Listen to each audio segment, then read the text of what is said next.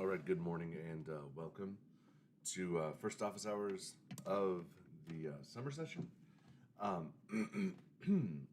So I will just kind of an introduction to the format.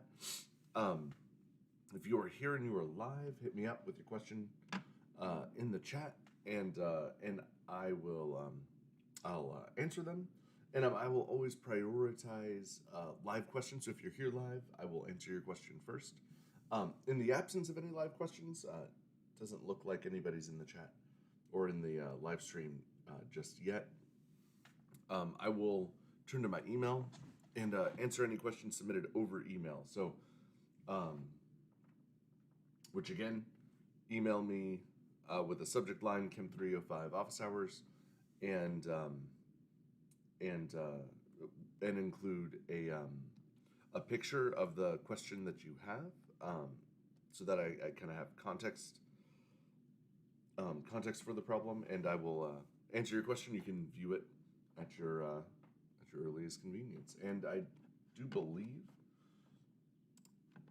I have a couple questions in my inbox, so let me pull those up. Oh.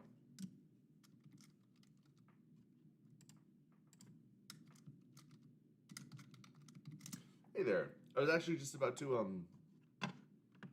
pull up the question you emailed in. Oh, right. It was about the okay, let's see.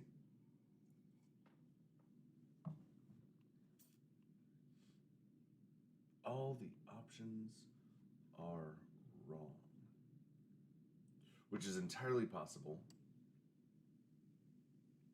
All right. So with this question, because it is a question on the Pre-Req exam, which closes tonight, I'm going to refrain from working this problem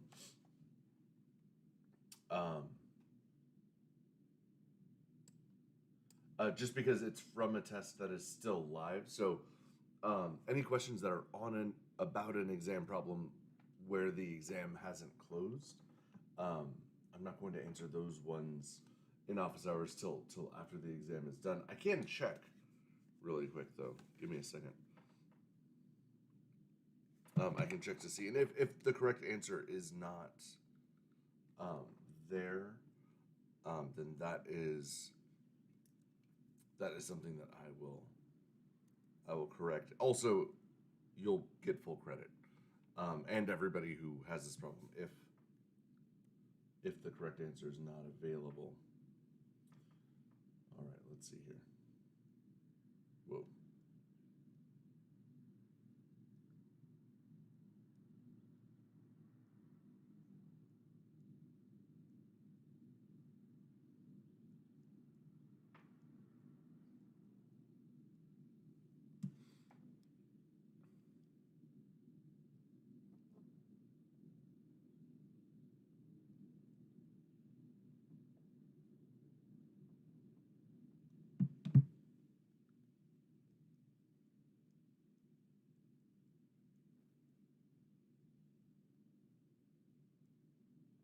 All right, let's go.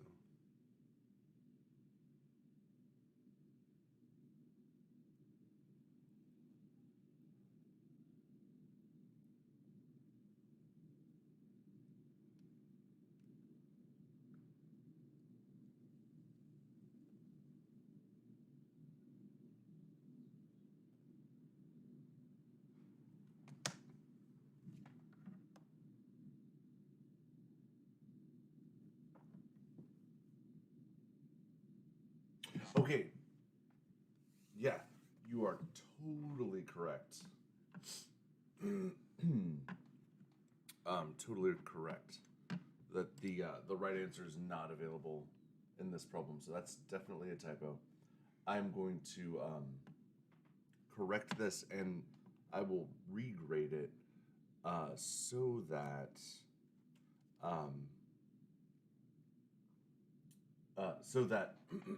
everybody who pulled this problem out of the out of the problem bank, because not everybody takes the same test. There's a bank of problems, so not everybody does the exact same one. Everybody who pulled this problem will get full credit for it. Let me just make a note to myself.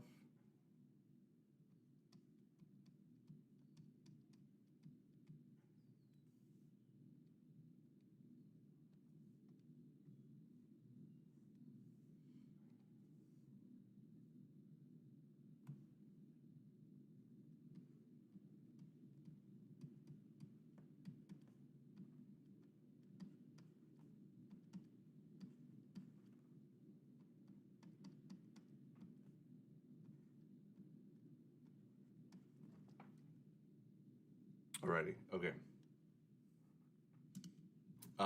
Unfortunately, I can't edit an exam that's live, so I can't correct this right now, but everybody who is dealt this problem will totally receive full credit on it. All right, let's see, there is... Pull up.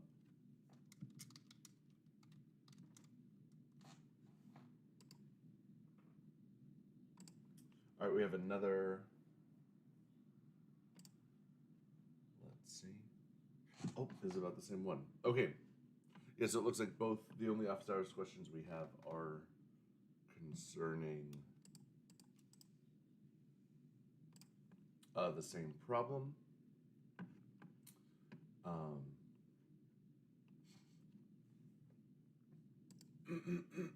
Excuse me. So yeah. So if you're dealt that problem on the pre-req exam, and the problem in question is, pull it up really quick, 60.29x squared plus 3.16 equals 60. The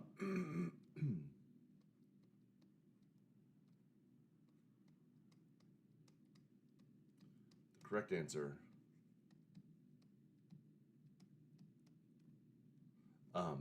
is missing.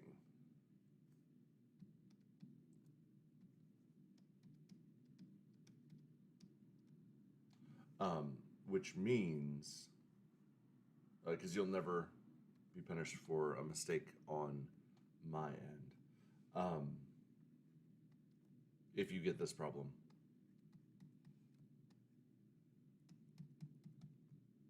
Automatic full credit.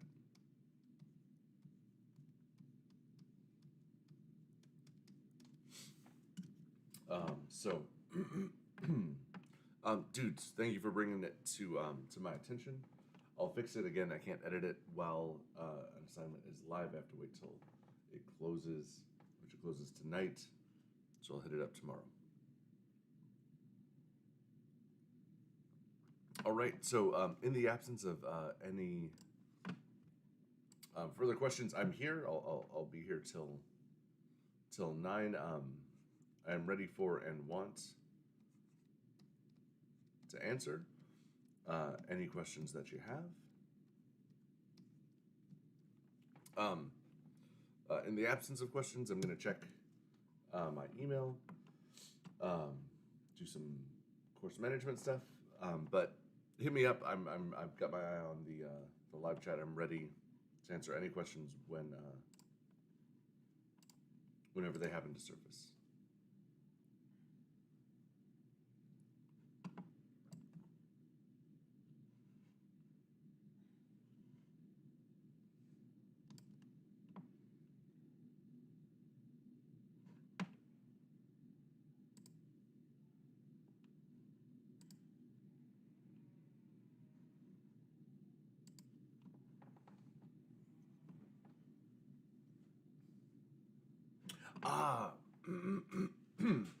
Excuse me. That is an excellent question.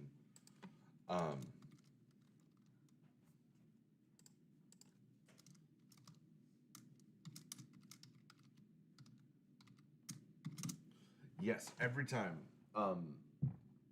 when you are adding or subtracting, uh, applying the rules for sig figs, the answer has to have the same precision as the less precise number. So, for example, if you are adding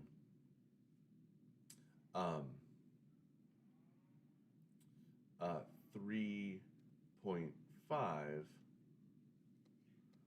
and 4, right, when you add these two numbers together, the answer is 7.5. But when you apply the rules for sig figs, you'll notice that 3.5 is precise to the first decimal place, the 10th place, and 4 is precise to the ones place, which means we must round our answer to the ones place. It has to reflect the precision of the less precise number. So 5 will round up, and our final answer will be 8. Similarly, if you're adding 2.46 and 3.54, when you add these two together, this actually adds to 6. You punch this into your calculator, and your answer is 6. One of the things that you'll notice is both of the numbers that you added are precise to the second decimal place. Their last significant digit is in their second decimal place. That means our answer must have its last significant digit in the second decimal place. So 6 is not our answer. 6.00 is the correct answer because it must reflect the precision of the least precise number. Saura Deep, that is an excellent question.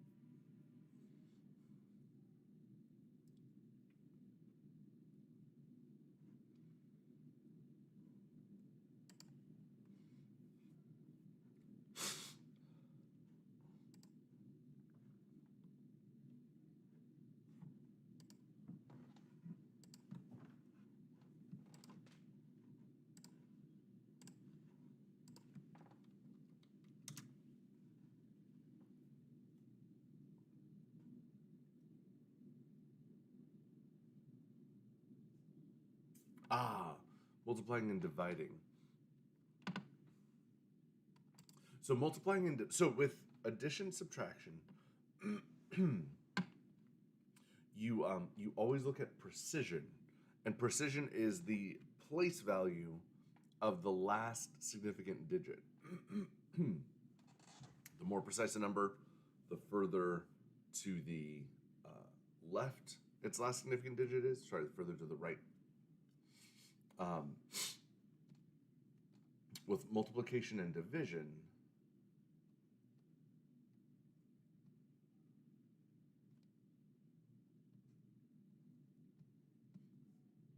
things are a little different. With multiplication and division,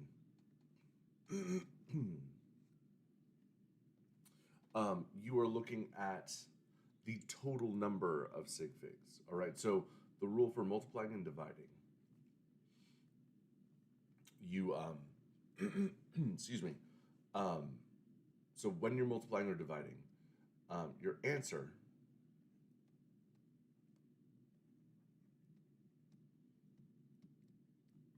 must have the same number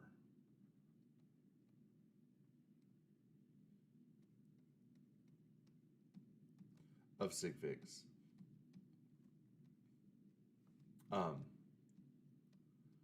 as the number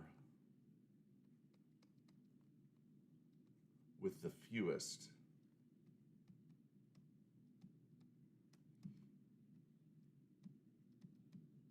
with a few significant figures used in the calculation.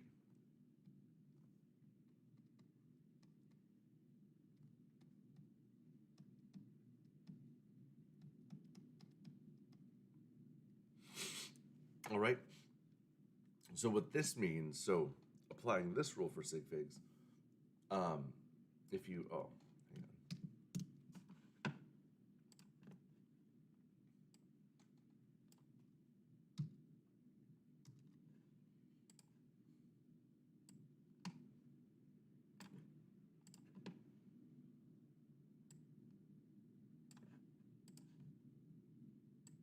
There we go. Sorry about that. So when you're applying the rules for multiplication and division, for example, if you multiplied 11 times 3, the answer is 33. But if we're applying rules for sig figs, the number 3 has one significant digit. The number 11 has 2. Our answer can only have 1 because 3 only has 1, and that is going to limit our number of sig figs. So you count off your first significant figure and then round accordingly, 3 rounds down. So the correct answer with the correct number of sig figs would be 30 just 30. All right. If you multiplied 11.0 times 3.00, again, when you punch this into your calculator, the answer it would give you is 33. But when you look at the sig figs for both 11.0 and 3.0, there are 3 significant digits in each number, and 33 only has 2. So the correct answer would be 33.0. So your answer has 3 significant digits. Now, if you multiplied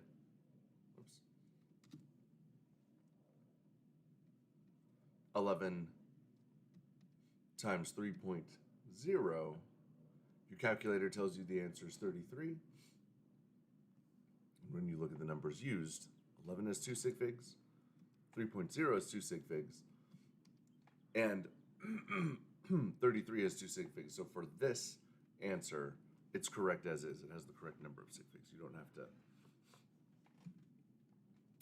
add or subtract any decimal places.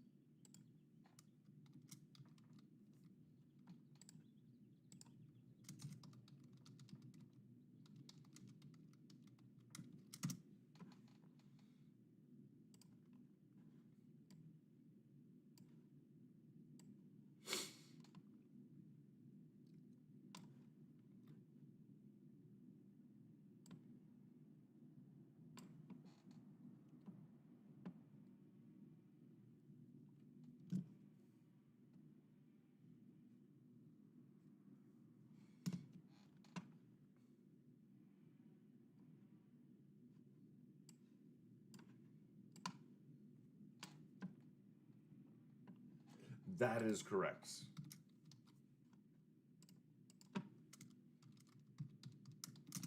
The uncertain digit is always the last digit in a number.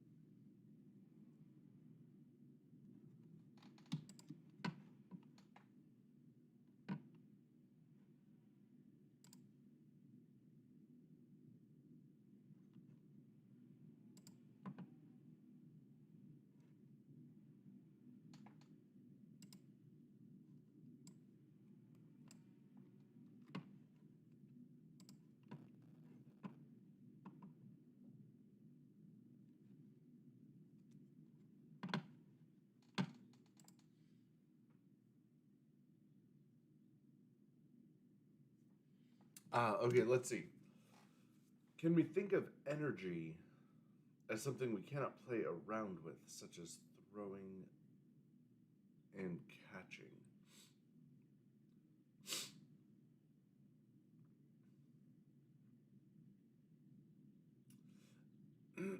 I'm not sure I completely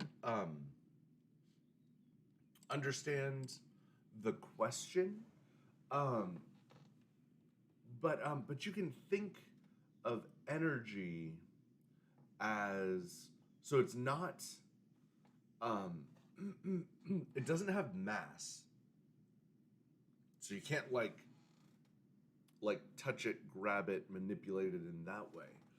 Um, the definition of energy is the ability to do work, and work is applying a force over a distance.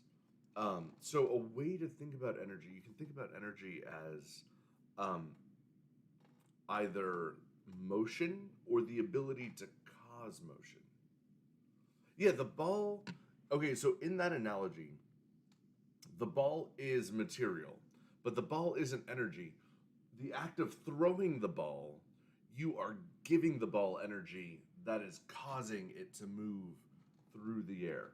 So you're taking potential energy that was stored in your body, in your muscles, and you're converting it to kinetic energy to throw it to give that ball motion. So a way to think about energy that's pretty darn close to what the real thing is energy is either pure motion, an object in motion has kinetic energy, or energy is that pure motion or the ability to cause motion.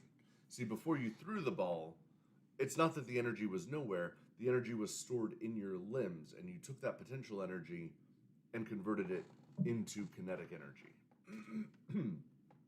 um, this is, of course, a very uh, physical way of thinking about energy. When I say physical, I mean like physics. Um, and if you took a physics class, you'd do all sorts of problems calculating the amount of energy, relating it to speed. We're not going to do that because this is a chemistry class. So in this class, when we deal with energy, we deal with heat either being released or absorbed, right? Reactions can be exothermic or endothermic. They can release energy, they can absorb energy. Um, and so that's really the main context we uh, deal with energy. It's a very good question, though. Very interesting question.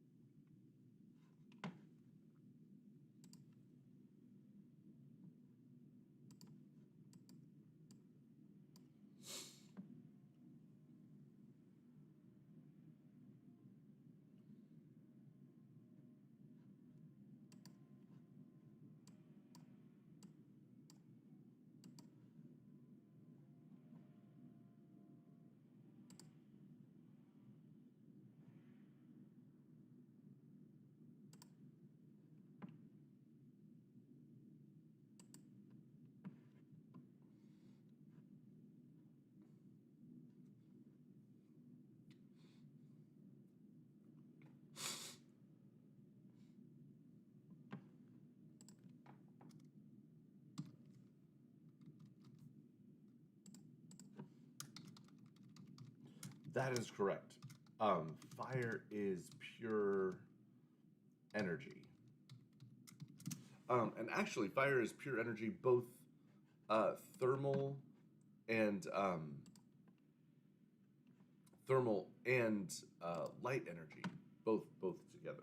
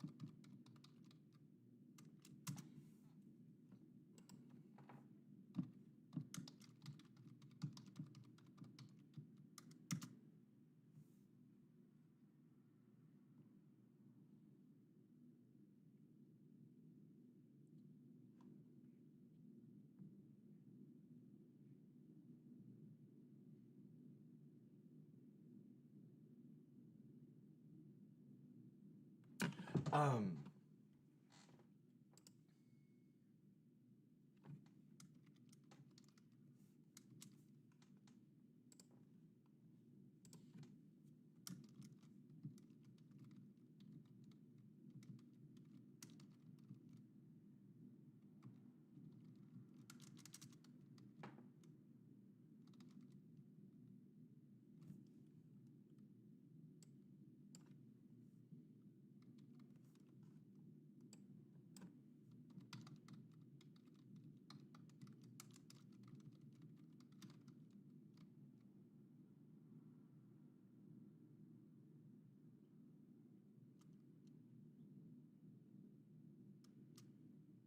so I'm not quite sure I understand the question. Are you asking about a chemical reaction or a molecular formula?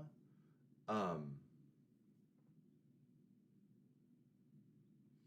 so for a chemical formula, for example,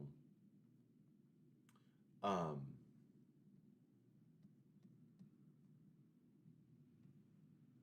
um, this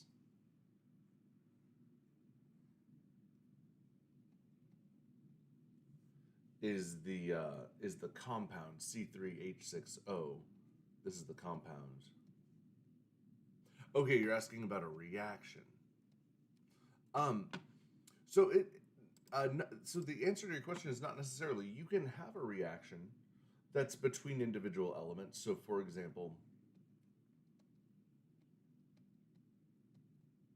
you could have elemental um, iron, elemental oxygen, um, producing iron 3 oxide. So for this reaction, you have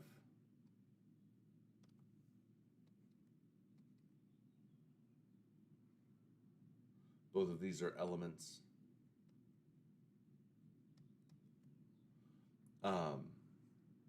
And here they're producing a compound.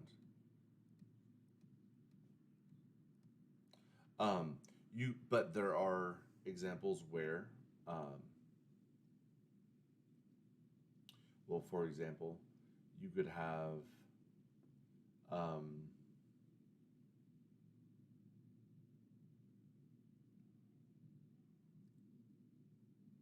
yeah, like for example, you could have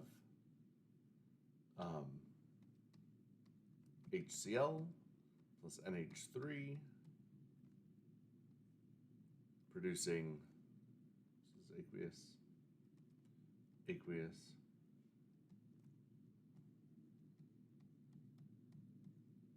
ammonium chloride.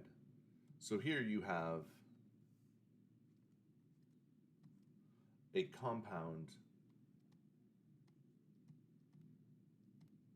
reacting with another compound to produce a compound in the end. So it doesn't have to be two elements reacting to make a compound. It could be a compound reacting with a compound to make another compound. Almost all configurations are possible. When I say almost all, you can't really have a element reacting with an element to make an element, because then nothing would really change. But yeah, you can have two elements reacting to make a compound. You could have all compounds. You could have a compound and an element, for example. You could have a compound such as propane, which is a liquid, reacting with an element like oxygen gas to produce two compounds, water and carbon dioxide.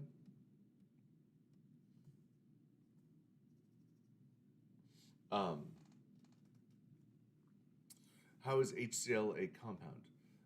So the definition of a compound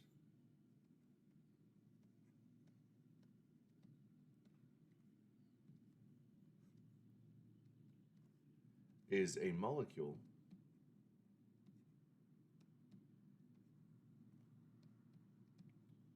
composed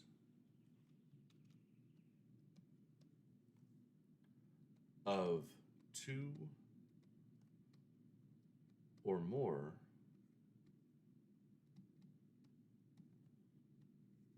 elements. And when you look at hydrochloric acid, hydrogen is an element, and chlorine is an element.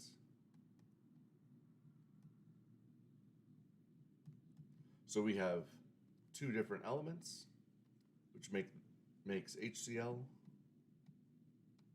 a compound. Does that make sense? Yeah, totally.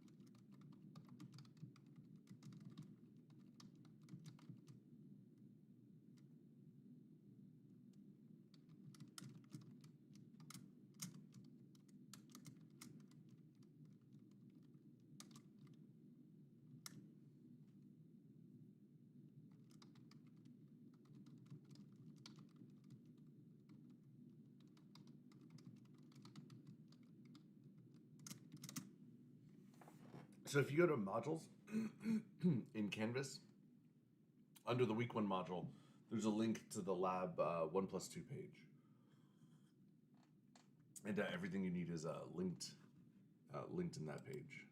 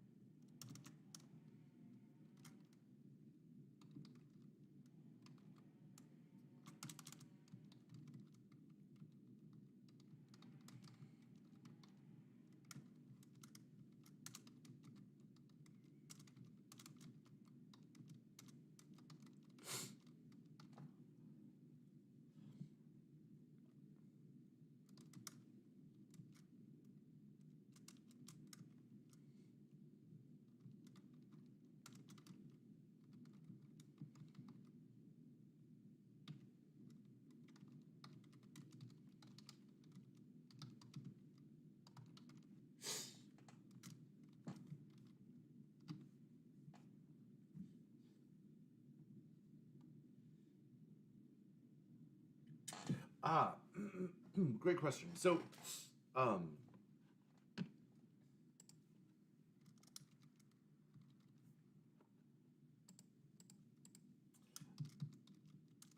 exams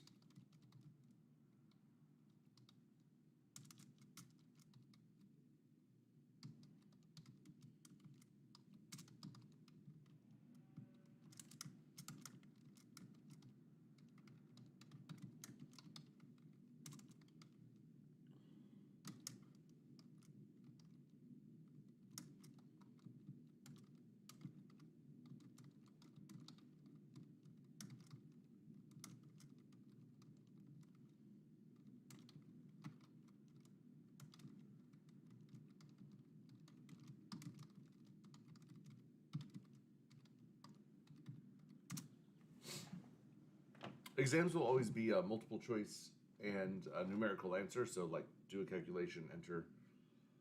Um,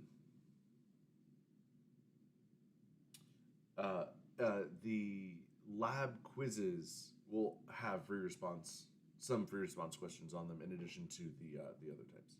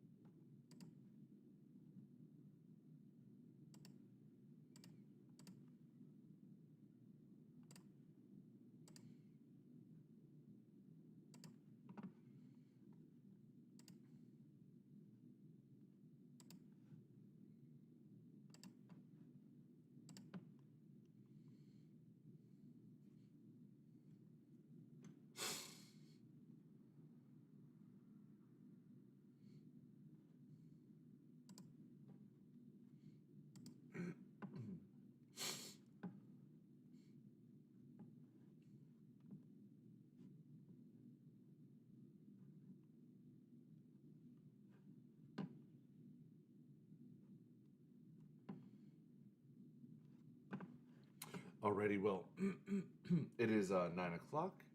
Time for me to bounce. Thank you, Sardeep, for making our office hours interesting and interactive.